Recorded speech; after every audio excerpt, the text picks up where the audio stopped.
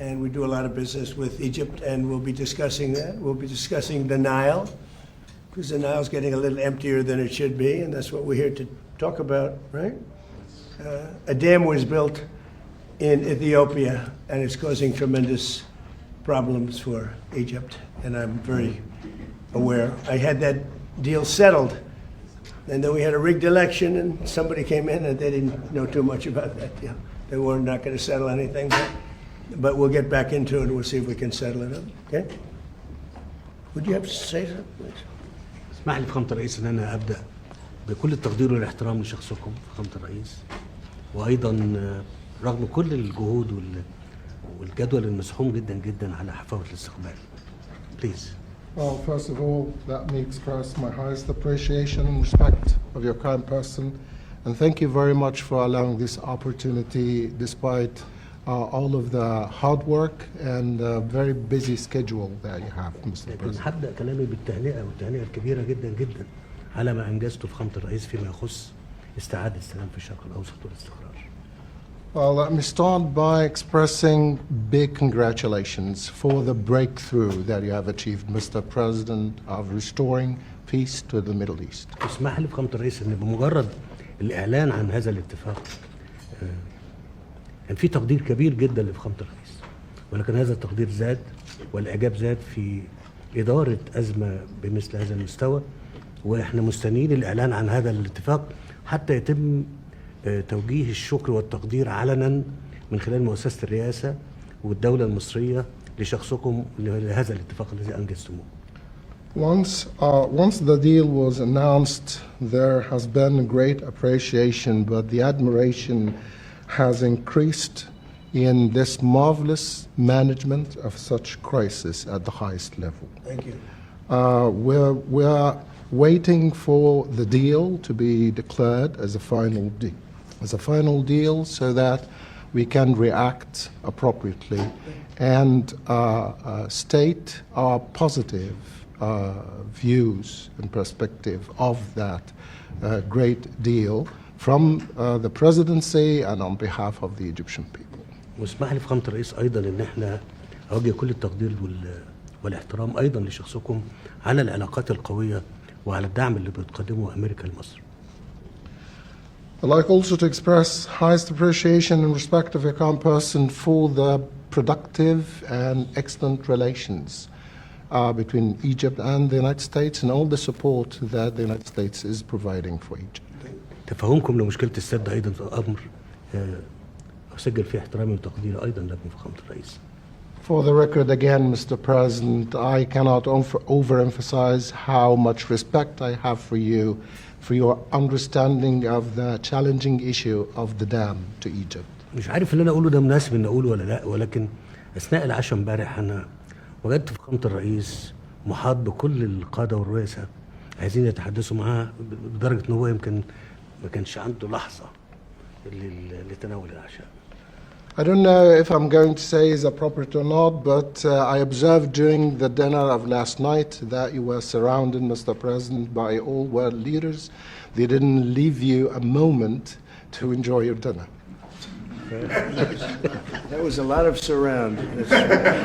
Well, we had a great time, but it was a lot. It was a lot of work last night. You saw that. Yes.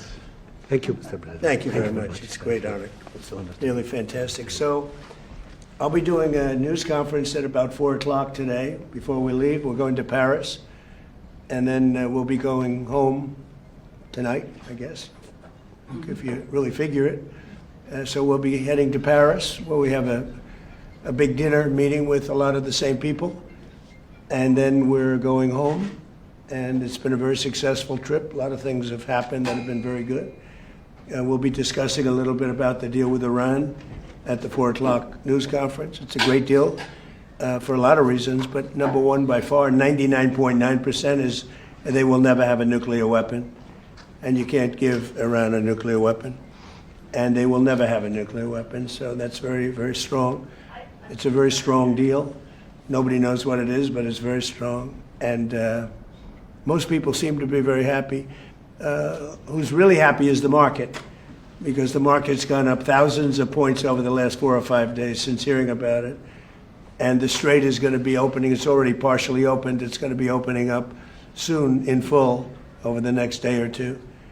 And the market has gone wild, and oil has come tumbling down. Oil is at $73 to $74, and it's getting to very close to where it was before the crisis. The difference is now we have Iran without a nuclear weapon. So we'll see how that all plays out. I think people are going to be very happy. But there's nothing so smart as the market, and the market loves it beyond anything that I've actually seen. Again, the stock market has gone through the roof, and oil has come tumbling down. I guess it's in the low 70s now, right? That's right. That's amazing. So that's what speaks. That speaks louder than words. The alternative would be a worldwide depression. You know, the stupid people want to have a worldwide depression, and they're stupid people. So you can only go so far. You drive somebody into the ground, and a lot of bad things happen. Number one, the Strait would never open because they don't like floating billion-dollar ships up and down a strait when there are rockets flying over them and mines all over the place. So the Strait would never be open. It wouldn't be open for a long time. So we have a very hot stock market, and we have started to be a very low oil price, and that's going to have a huge impact on affordability caused by the Democrats.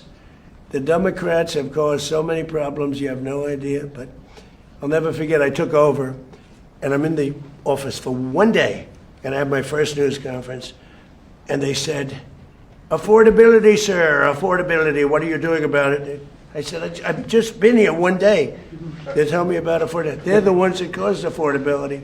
It's just another con job. They made up the word affordability, but we're bringing prices down a lot, and they're coming down fast. And with the settlement, so worthwhile, with the settlement where you're not going to have a nuclear weapon, and then we bring them down on top of that. And I think oil prices might get lower than where they were before the war. So I'm going to see you at 4 o'clock, and we'll discuss that a little bit, and we'll discuss other things. But we've had a great meeting. It's been a great summit. And France has done a fantastic job. President Macron has been he's really done a great job. It's been very well received. Everybody here has been, I don't know if they've been happy. Some are not doing so well, but some are doing very well. But they've done a beautiful job. Thank you very much, everybody. Thank you, President. President, can you address the MOU that's been reported? It includes. Have I read it? Well, it's been reported that it includes a $300 billion reconstruction fund Oh, funded by Gulf allies. That's No, false? it's false. there People, any you can invest if you want. I mean, what am I going to do? Say nobody's ever allowed to invest? No, we're not investing. We're not putting up 10 cents. And people can decide to do that, but that's up to them. I mean, do you want me to say nobody's ever allowed to invest in a country? I'll say it with Egypt. Nobody's allowed to invest in Egypt. Am I supposed to say that? I'm asking whether. We are not investing in it, and we do not have a fund. Are you asking Gulf countries? No, to I'm put up a not. fund? I'm not. If they do it, fine. But I would say they won't be doing it for a while until they find out the behavior. It's a behavior thing. But we are not investing. That's a false story that got picked up incorrectly from a statement that was pretty well made, I think. Maybe a little bit, could have been a little more accurate, frankly. But it's a story. We are not investing 10 cents. Don't forget, there's never been anybody that's been so tough on Iran. This should have been done by Clinton and Barack Hussein Obama. It should have been done by Biden. It should have been done by Bush. It could have been done by a lot of people. This has been going on for 47 years. They've ripped you off for 47 years, and I'm the only one that did anything about it. They never shot missiles at anybody. We wiped out their Navy. We wiped out their military. We wiped out their Air Force. They have no anti-aircraft. They have no radar. You know, the reason oil stayed low is because we were taking ships out every night that you didn't even know about. 2 days ago, 3 days ago, a month ago, we took out 22 ships. We averaged from 15 to 25 ships a night. Nobody knew that. Our Navy did a great job. Nobody knew what was happening. That's why oil didn't go to $300 a barrel. It went to $125, $115. Now it's at 72, 73. I heard it's lower than that now. I haven't seen it in the last couple of hours. No, we were very tough, and we took out a man named Soleimani. Remember that? You know, you think this would have happened if you were alive? the evil genius. He was an evil genius. People forget that. I took out Soleimani in my first term. Without that, you don't have the situation that we're in today where we dominated. We wiped out their military, and because we did that, and then we put up the blockade, which was totally effective. Not one ship got by, Steve. Is the text of the agreement now final, or are you still? No, it's not final. It's a memorandum of understanding, and if I don't like it, we'll go back to shooting at them, dropping bombs on their head. When do you expect the wording? If I don't like it, if they don't behave, we'll go right back to dropping bombs right smack in the middle of their head, okay? Because they've misbehaved for 47 years. All right? Does it include But nobody could have made this deal. I mean, the JCPOA done by Obama, he handed him $1.7 billion in cash, gave him hundreds of millions of dollars, gave him billions and billions of dollars, but he gave him $1.7 billion in cash, green cash from banks, into a Boeing 757 and flew it into Iran. And they stood at the plane. I have pictures of it, like, oh my, look at this money he's giving us. He tried to bribe his way out. I didn't do that. Nobody mentions that. $1.7 billion and hundreds of millions of dollars. They tried to bribe their way out of it. And you know what the Iranians did? They laughed at Obama and they said he's a stupid son of a bitch. Okay, thank you very much, everybody.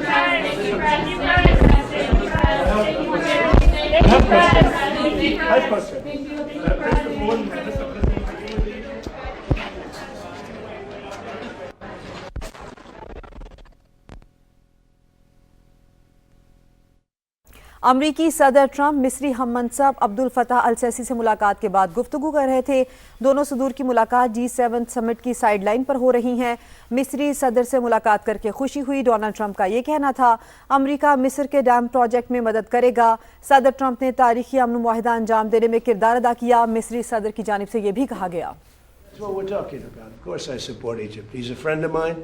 From day one, you know, I met him early in the campaign when Crooked Hillary and I were running against each other, right?